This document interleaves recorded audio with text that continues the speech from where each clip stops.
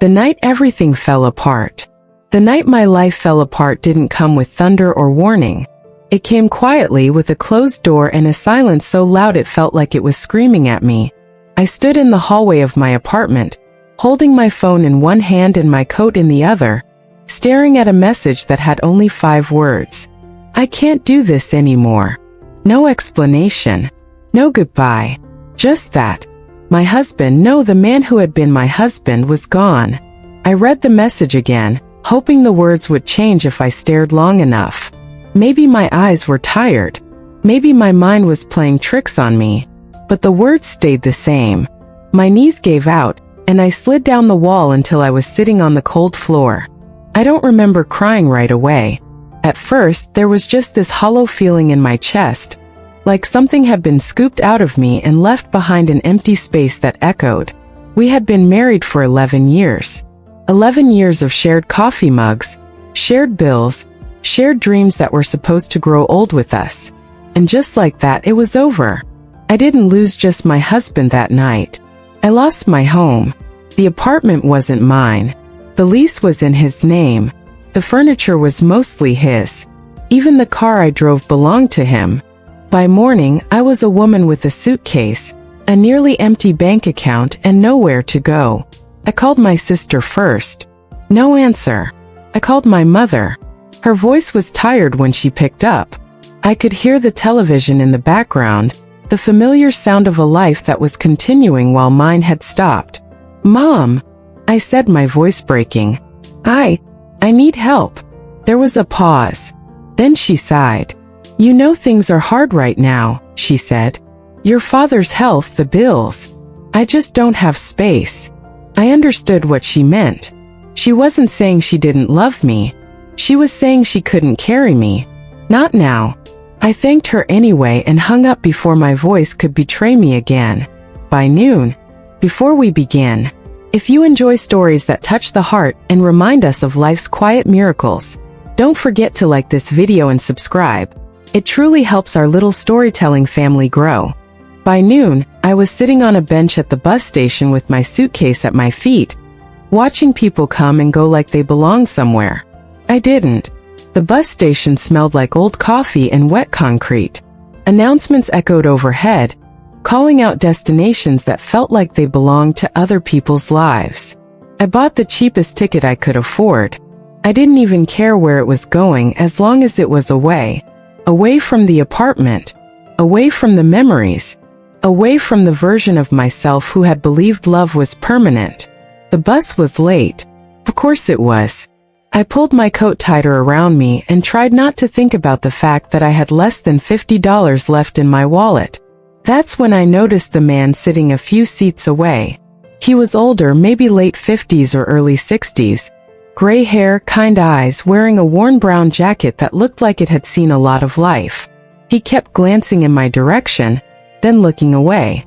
I felt uncomfortable at first. When you're vulnerable, every look feels like a threat. Finally, he spoke. "Cold night," he said gently. I nodded. "Yeah." Silence stretched between us again. Then he asked, "You traveling far?" I shrugged. "Far enough." He smiled, not in a nosy way, but in a way that said he understood what it meant to leave without a plan. "Sometimes," he said, "far enough is exactly the right distance." I didn't answer, but something about his voice made my chest ache. When the bus finally arrived, we ended up sitting across the aisle from each other.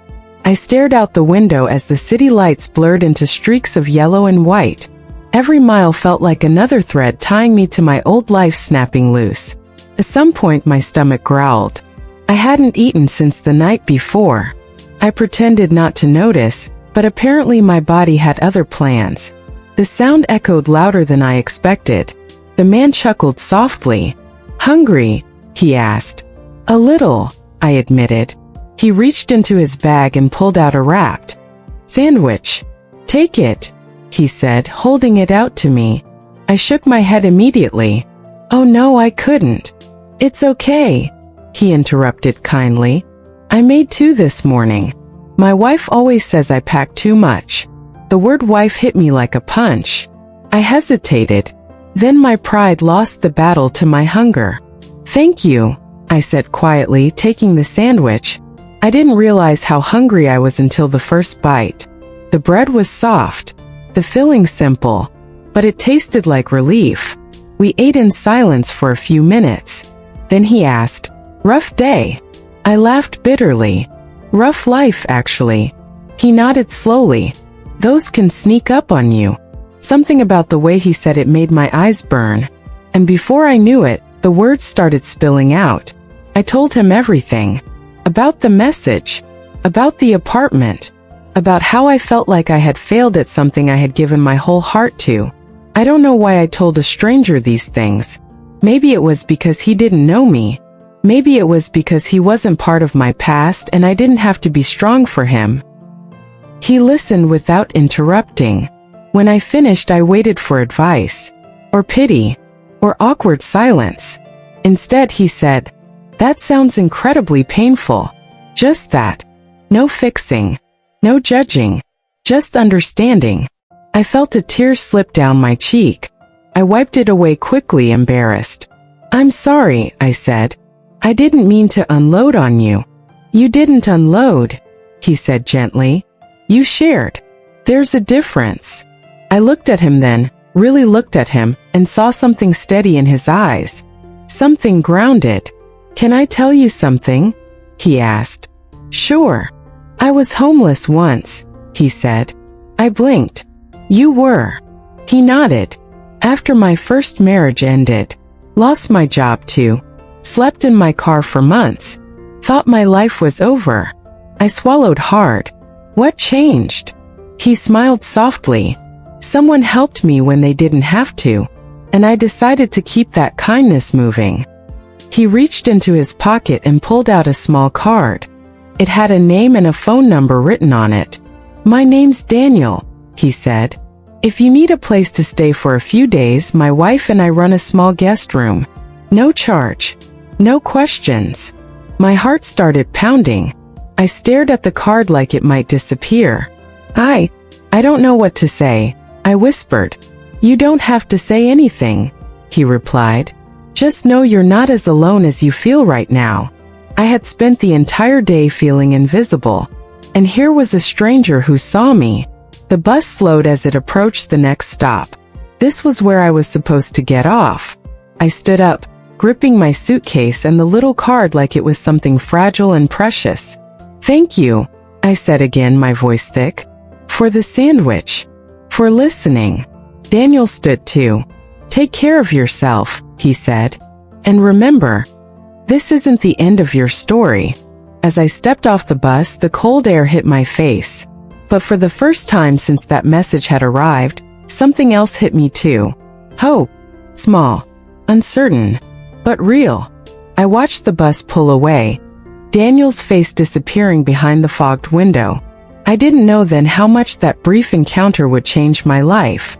I didn't know that a stranger's kindness would become the turning point of everything that came next. All I knew was this. For the first time in a very long time, I wasn't completely broken anymore. The door I almost didn't knock on. I stood across the street from the house for nearly 10 minutes before I gathered the courage to move. The address Daniel had written on the card was real. Too real. A small white house with a narrow porch. Warm yellow light glowing from the windows. A wind chime gently tapping somewhere near the door. It looked like the kind of place people belonged to. And that scared me. I checked the card again, half expecting the ink to have faded or the numbers to rearrange themselves into nonsense.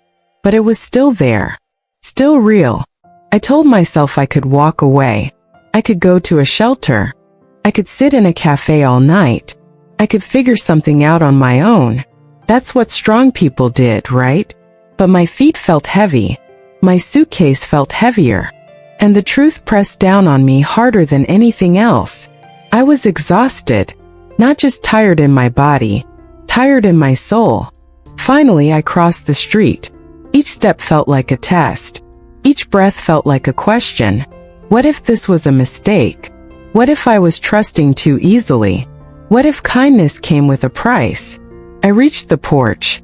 The wind chime rang softly as I raised my hand to knock, and then I froze. My hand hovered there, inches from the door, shaking slightly. I thought of all the times I had trusted the wrong person. All the times I had ignored the quiet voice inside me. All the times I had ended up paying for it.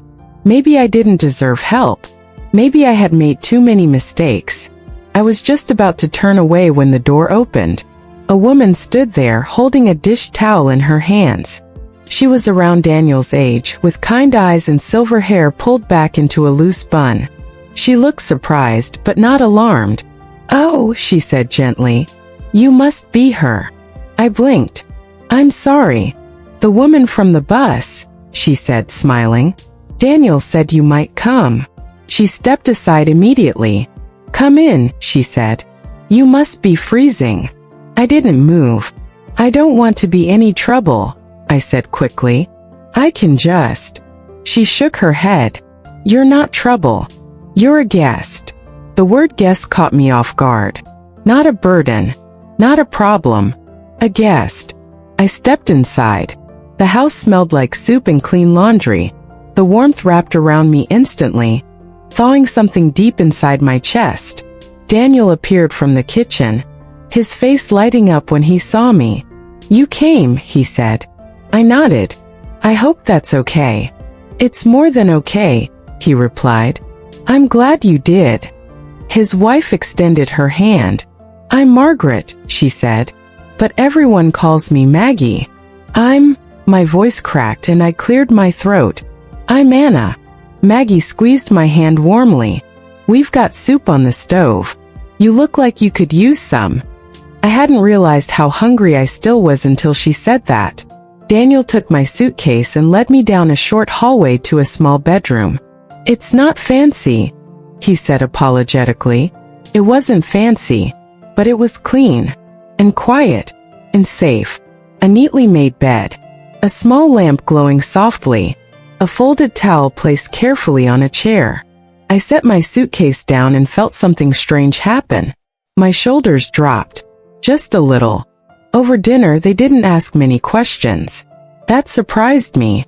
They talked about the weather, about Maggie's garden, about how their dog, who had passed away the year before, used to steal socks and hide them behind the couch. They laughed, and I watched them, this couple who had clearly been through their own storms, and wondered how they still looked at each other the way they did. After a while, Maggie said, "Daniel told me you've had a hard time." I nodded. "Well," she said gently, "you're safe here tonight. Tomorrow can worry about itself." Something in my chest tightened. No one had said that to me before. That night, I lay in bed staring at the ceiling, listening to the quiet hum of the house. No shouting. No slamming doors. No tension thick in the air. Just peace. I cried silently into the pillow, not from sadness this time but from relief. The next morning I woke up confused. For a moment I didn't know where I was. Then I remembered. The bus. The sandwich. The kindness. I sat up slowly, expecting the familiar heaviness to return. It didn't. It wasn't gone, but it wasn't crushing me either. In the kitchen, Maggie was already up, humming softly as she poured coffee. "Good morning," she said. "I hope you slept well." "I did," I said honestly. "Thank you." Daniel sat at the table reading the paper. "We were thinking," he said carefully, folding it. "If you'd like, you can stay a few days. Get your bearings." My first instinct was to refuse. "I don't want to impose," I said. Maggie smiled knowingly. "You're not imposing. We offered," Daniel added. "And if you want help finding work or a place, we know the area well." My eyes stung. "Why are you doing this?" I asked quietly. They exchanged a glance. Finally, Maggie said, "Because someone once did it for us." The days that followed were strange in the best way. I helped Maggie in the kitchen. I went on walks in the neighborhood. I slept more deeply than I had in months. One afternoon, Daniel asked about my work experience. "I used to work in a small bookstore," I said, "before I got married." His eyes lit up. The library downtown is hiring part-time. It's quiet work. Might be a good place to start. Start. The word felt fragile. Still, I applied. When I got the call 2 days later saying they wanted to interview me, I cried right there at the kitchen table. Maggie hugged me without a word. On the morning of the interview, I stood in front of the bathroom mirror, adjusting a blouse Maggie had lent me. "You look wonderful," she said from the doorway. I smiled nervously. "I'm terrified." "That's okay," she replied. "Brave people are scared too." Daniel drove me to the library. As I stepped out of the car, he said, "No matter what happens in there, you're already rebuilding.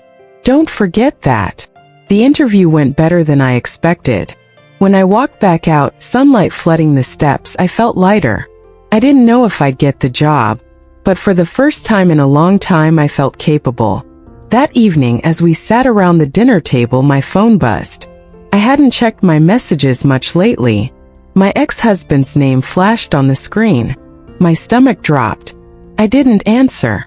Daniel noticed my face change. "Everything okay?" I took a breath. "Someone from my past." He nodded.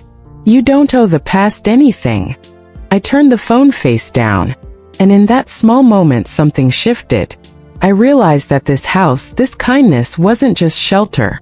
It was a bridge. From who I had been, to who I might still become. The job that opened more than a door. The call came on a Tuesday morning, just as Maggie was setting a plate of toast in front of me. My phone buzzed on the table. For a split second, fear shot through me. My ex-husband's name flashed in my mind again, even though the screen showed an unknown number. "Go on," Maggie said gently. "Answer it." I wiped my hands on my jeans and picked up the phone. "Hello. Hi, is this Anna?" A cheerful voice asked. "Yes. This is Claire from the Downtown Public Library. We'd like to offer you the part-time position, if you're still interested." For a moment, the room went quiet. I couldn't speak. "Yes," I finally managed. "Yes, I'm very interested." When I hung up, Maggie's face was already glowing. "I got it," I whispered, disbelief and joy tangling together in my chest. She pulled me into a hug, warm and steady. "I knew you would," she said. From the doorway, Daniel smiled. "Looks like we need to celebrate." My first day at the library felt like stepping into a different world. The building itself was old, with tall windows that let sunlight spill across rows of books. The air smelled faintly of paper and polish. Claire showed me around, introducing me to the other staff members, most of them quiet, kind people who spoke in gentle voices, like they didn't want to disturb the stories sleeping on the shelves. "You'll mostly be at the front desk," Claire explained, checking books in and out, helping visitors find what they need. I nodded, my nerves buzzing. It wasn't glamorous, but it was honest work, and it was mine. As the day went on, something unexpected happened. I relaxed. Helping people find books felt natural, familiar, like meeting old friends I hadn't seen in years. An elderly man asked for help finding a mystery novel. A mother and her young son needed books about dinosaurs. A college student whispered a thank you when I helped her locate a stack of research materials. Each small interaction stitched something back together inside me. By the time my shift ended, my feet ached, but my heart felt fuller. That night, over dinner, Daniel asked, "How was it?" "I loved it," I said without hesitation. I forgot how much I missed this. Maggie smiled. "It's amazing what we remember when life slows down." As the weeks passed, a rhythm settled in. Work at the library, dinner with Daniel and Maggie, evenings spent reading or helping Maggie plan her garden for the spring. They never made me feel rushed. But I knew this wasn't meant to be permanent. One afternoon, I sat at the small desk in the guest room, looking over my finances. The numbers weren't great, but they weren't hopeless either. "I think it's time I start looking for a place," I said that evening. Daniel nodded. "That makes sense." Maggie reached across the table and squeezed my hand. "We'll help you." I found a small studio apartment above a bakery. It wasn't much, just one room, a tiny kitchen, and a bathroom barely big enough to turn around in. But it smelled like fresh bread every morning. And when I stood in the empty space, keys in my hand, I felt proud. The day I moved in, Daniel carried the heaviest box without complaint. Maggie helped me hang curtains she had sewn herself. When everything was done, they stood in the doorway, taking in the room. "It's perfect," Maggie said. "So are you," Daniel added, making me laugh through tears. Life didn't suddenly become easy. There were nights I cried myself to sleep, mornings when the loneliness crept back in, moments when the past knocked hard at my door. One evening, my ex-husband called again. This time I answered. "I made a mistake," he said. "I didn't realize how much I needed you." I listened quietly. When he finished, I said, "You needed me when I made your life easier, not when it got hard." There was silence on the line. "I'm building something new now," I added, "and I'm not going back." I hung up, hands shaking, but my heart felt strong. At the library, I started noticing one visitor in particular. A young woman who came in almost every afternoon and sat at the same table, staring at her laptop without typing. One day I asked gently, "Can I help you find something?" She hesitated. "I don't really know what I'm looking for." I smiled. "That's okay. Sometimes the right book finds you." She laughed softly. Her name was Lily. She was newly divorced, struggling to figure out her next step. I listened, just like Daniel had listened to me. After she left, I sat at the desk, heart pounding. I realized something important. Kindness wasn't just something I had received. It was something I could give. Months passed. I worked more hours at the library. I saved carefully. I began to feel steady. One afternoon, Daniel and Maggie visited me at work. Maggie held a book out to me. "Found this and thought of you," she said. It was about resilience, about starting over. Daniel looked around the library and said, "You belong here." And for the first time, I believed it. That evening, as I walked home, the smell of bread filling the air, I thought about that night at the bus station. How close I had come to giving up. How a simple sandwich and a listening ear had changed everything. I stopped in front of my apartment door, keys in hand, and I whispered, "Thank you," not just to Daniel and Maggie, but to the part of myself that had chosen to trust. When the past came back knocking, the past doesn't usually knock politely. It waits until you're finally breathing again, and then it taps just hard enough to make your hands shake. For me, it came on a quiet Sunday afternoon. I was sitting on the floor of my apartment, sorting through a box of donated books from the library. Sunlight spilled across the wooden boards, and the smell of bread from the bakery downstairs drifted up like a promise. For the first time in months, I felt settled. Then there was a knock at the door. 3 short taps. My body reacted before my mind did. My chest tightened. My pulse jumped. Every instinct told me not to open it. I wasn't expecting anyone. I walked slowly to the door and looked through the peephole. And there he was, my ex-husband, standing in the hallway like he still belonged there. I didn't open the door. I leaned my forehead against the wood and closed my eyes. Of all the places he could have found me, of all the times he could have come. "Why now, Anna?" he called softly. "I know you're in there." I said nothing. "I just want to talk," he added. "Please." My hands were trembling. I thought of Daniel's calm voice, Maggie's steady kindness, the life I had built piece by careful piece. I straightened my back and opened the door just a crack. "What do you want?" I asked. He looked thinner, tired. The confidence he once wore so easily was gone. "I've been trying to reach you," he said. "You changed your number." "I had a reason," I replied. He nodded, eyes dropping to the floor. "I messed up," he said. "I know that now." I waited. "I thought I needed freedom," he continued. "But I didn't know how empty it would be without you." His words were familiar. Too familiar.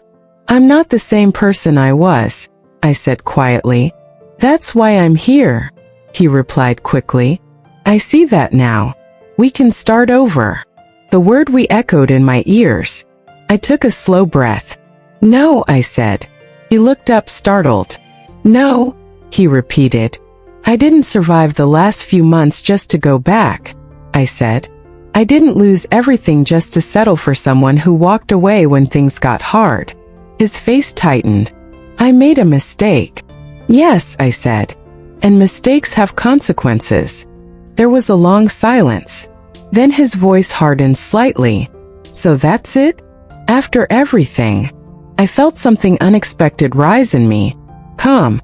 After everything, I said. I finally chose myself. I closed the door. And this time I didn't lean against it. Later that evening, I walked to Daniel and Maggie's house. I hadn't planned to. My feet just knew where to go. Maggie opened the door and took one look at my face. Oh, sweetheart, she said, pulling me into a hug.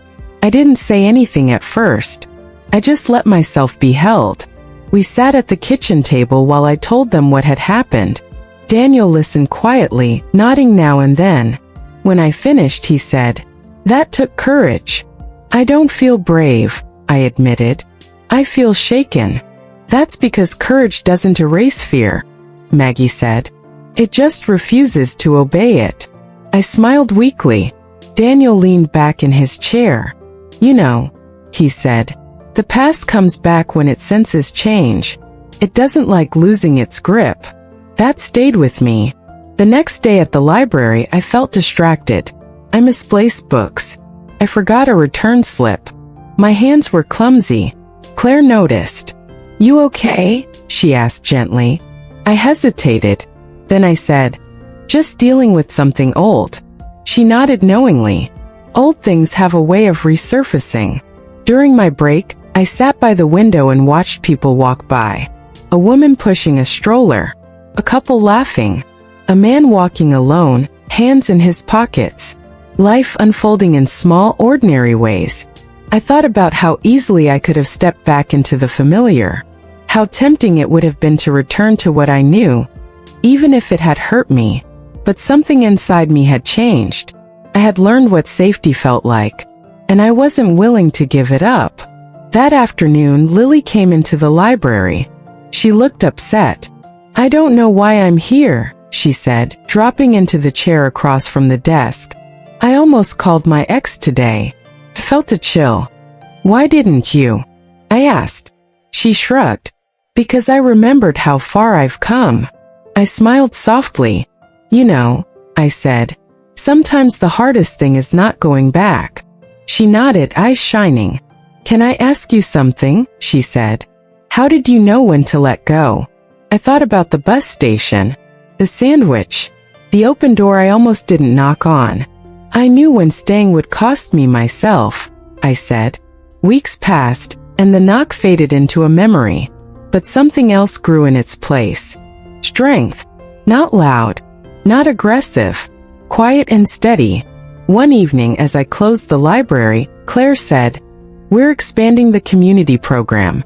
We could use someone to run the support reading group." My heart skipped. "Me? You have a way with people," she said. "They trust you."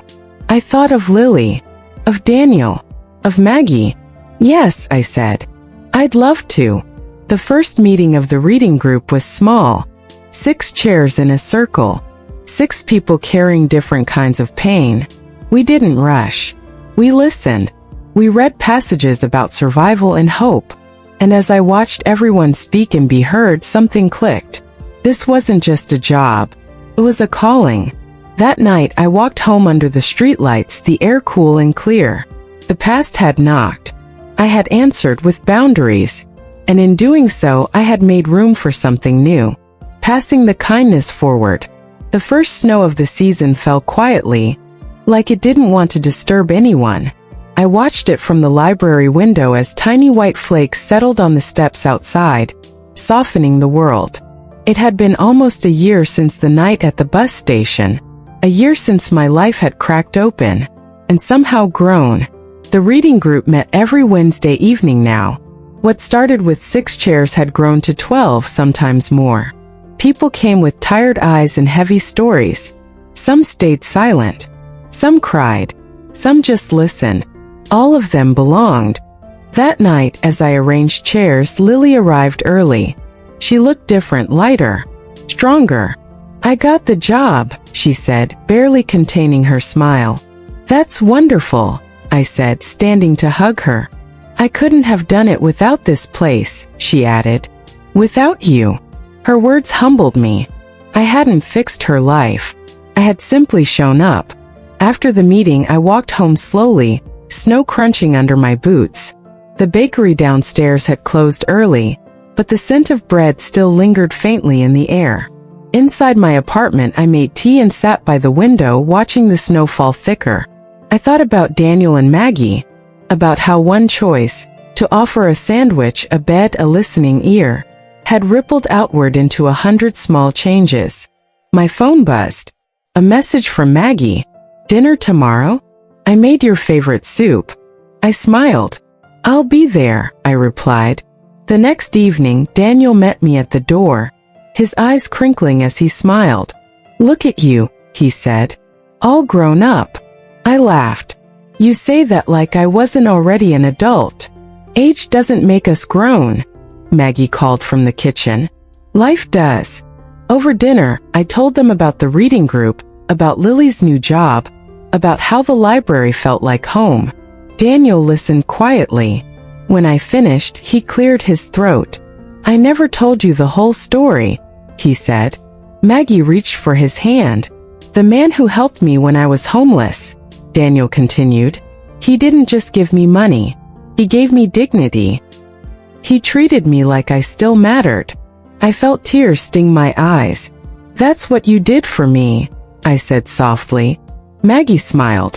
"And now you're doing it for others." A few weeks later, the library hosted a community holiday event. Hot chocolate, used book exchanges, a small tree decorated with handwritten notes of gratitude from visitors. Claire asked me to help organize it.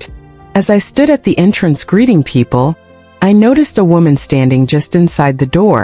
She looked lost, cold, holding a worn suitcase. My heart skipped. I approached her slowly. "Hi," I said gently. "Welcome. Can I help you with something?" She hesitated. I don't know where else to go."